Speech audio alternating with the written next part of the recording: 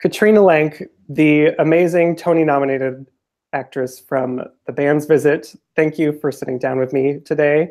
Um, this show is like the toast of the town right now. And you've been with it since its off-Broadway run at the Vineyard. And I'm curious, what was sort of like the original audition process like? Um, the original audition process, oh gosh, it was like so long ago now that I have to really reach way back to remember. But it was, uh, I got an audition, I think maybe the night before, you get the call from your agent, like, tomorrow. And, I got the script and just fell in love with the script right away. And, went in and I don't know. It was just like here's an audition for something. I hope that it goes well. And yeah, there's no like really exciting stories to tell.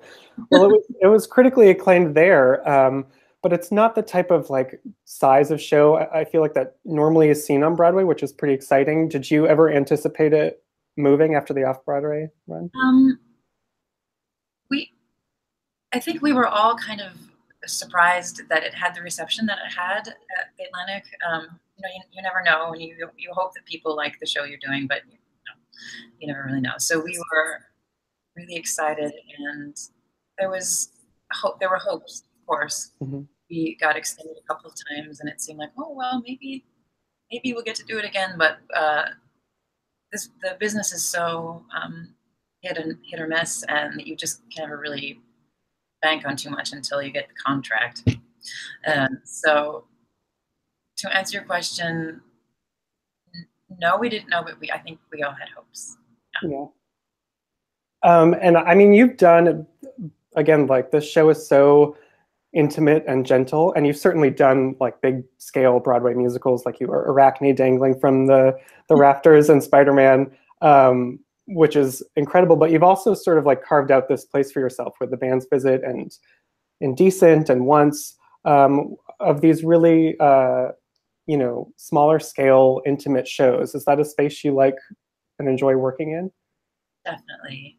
I love both scales of show for different reasons. I love the grandness of, say, like Spider-Man, and the huge high stakes of everything. And then I also love the equally high stakes but compressed now more into like a realistic size of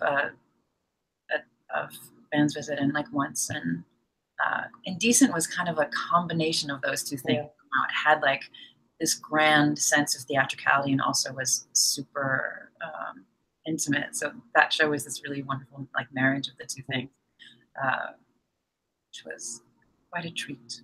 Yeah. But I feel very lucky that I've gotten the chance to go around in between and back and forth between these two kind of styles. And with your character Dina, The Band's Visit's based on this pre-existing movie where the movie is very subtle and there's so many things that are, left unsaid, that are said between the lines. And I felt like the musical does a great job at capturing that. So do you operate with like a big backstory for her? Because there's so much mystery and nuance going on. Yes, there's a backstory. I'm not going to tell you what it is. Because I think one of the interesting things about the show, and like you were saying, the space and the silence, an audience member is able to imagine what the person is thinking, or imagine what the person is not saying, and bring their own experiences to the viewing of the show. So it becomes a very personal experience to each audience member, I think, because there is so much that's unsaid. There's a lot of interpreting that's going on, which I love about the story and the way the story is told. And another aspect of the story is this meeting of these two cultures that come together. Have you noticed anything about performing that piece now? We're living in a world that seems very divided. Is there special meaning for you about the timeliness of it? Yeah. Kind of sadly, like when we were in rehearsal in the off-Broadway production, it was just before the elections, and our like long 10 out of 12 tech was the election night. Oh, So wow. we started the day in a certain mood, and then ended the day in a very different mood. And then the following day, when I think we had maybe our first preview, our second preview, the audience was very different. The feel in the room was very different, and things that we were saying to each other, and the whole idea of very different ideologies coming together just it landed differently, I think, with all of us.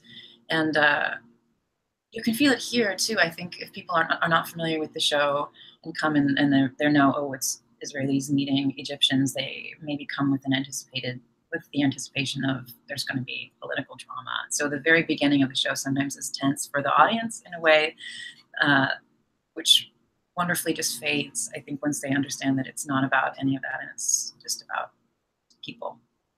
I think that's there's a shift that you can feel. And one of those people is Tony Shalhoub, who you guys, I mean, the show really, so much of the show works because of your chemistry. And you also did a few episodes of Marvelous Miss Maisel, the show he's on.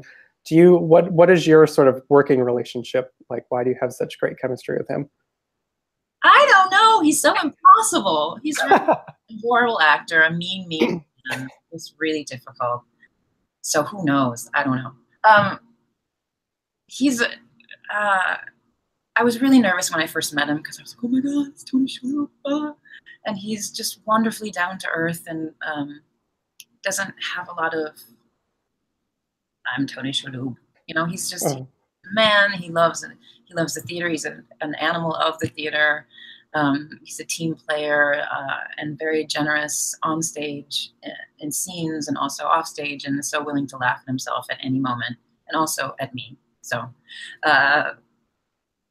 we just clicked right away, and that's a rare thing too. So I feel very lucky to have that, have so much trust and support in a fellow actor. I think my favorite moment, which is really your moment, but it's the Omar Sharif song, which is so gorgeous. Can you talk about like what that means to Dina, and what was your reaction when you first heard it? When I first heard the song, I was immediately touched by how it has this old world, like old school sort of appeal, like it has something really familiar about it. And you can't quite pinpoint what it is, and you feel like you know where this song is going to go, and then suddenly it goes in a different direction. So just like technically the song itself is really this wonderful mix of familiar and unfamiliar. So it pulls you in while it's also like shaking your hand, like, hey, you got it, and then giving you something new. So I fell in love with it right away. And what this song is talking about is very meaningful to Dina, because it was like, she's remembering a time when things were good and she felt good and life had hope and promise, and she felt safe. And I think everyone has a moment, like if they think back, like when was the one time I felt really good and safe and happy. So she's kind of describing this moment and how it links to this music, this Arabic music, and it all just kind of spins around in a circle. And the fact that she can share this with someone she's just met who has a very similar feeling is like this little, is that kismet? Is it kismet? Yeah, I think so. Kismet! And speaking of music styles, you also play instruments in Decent. Was it a violin or viola in Indecent? Viola, but it was like the size of a violin. So but you play both, right? Yeah. Because I discovered that you have this other persona, this sort of like downtown Moxie Finks persona, which is rock and roll, and it is incredible. How did that come about? What was the inspiration for Moxie? She kind of came around when I was living in LA, and the result of that, I think, kind of frustration that most actors or musicians or anyone pursuing a creative career when you get like, oh, I just want to do something and I'm not getting work and I need to do something. So it came from an impulse to be like, I'm going to do what I want. And she started off very small, and definitely she's sort of grown into this whole just ridiculous individual.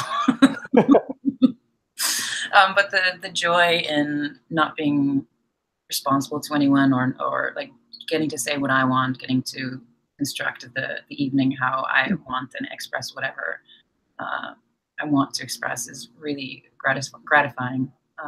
Mm-hmm. Yeah. So it came from, the thing that most actors feel like we can't do, which is express ourselves because we have to wait for someone to give us a job or the opportunity to do that. This was like, I'm going to make my own opportunity. And yet another project you're working on. You've had like this crazy year with Indecent back to back with The Band's Visit, and now you just got a role as Dylan Baker's fiance in The Good Fight. Are you filming that at the same time as doing your Broadway? Yes. The Good Fight was very understanding and very supportive of like making sure I was out in time to get to the show, and so they were so cool about it. But there were a couple of crazy weeks there. Yeah. With all that going on, I mean, it seems just like your trajectory is just accelerating the past year or two. So what is it like doing all that work and then to find out you get a Tony nomination on top of it? I still don't really believe it.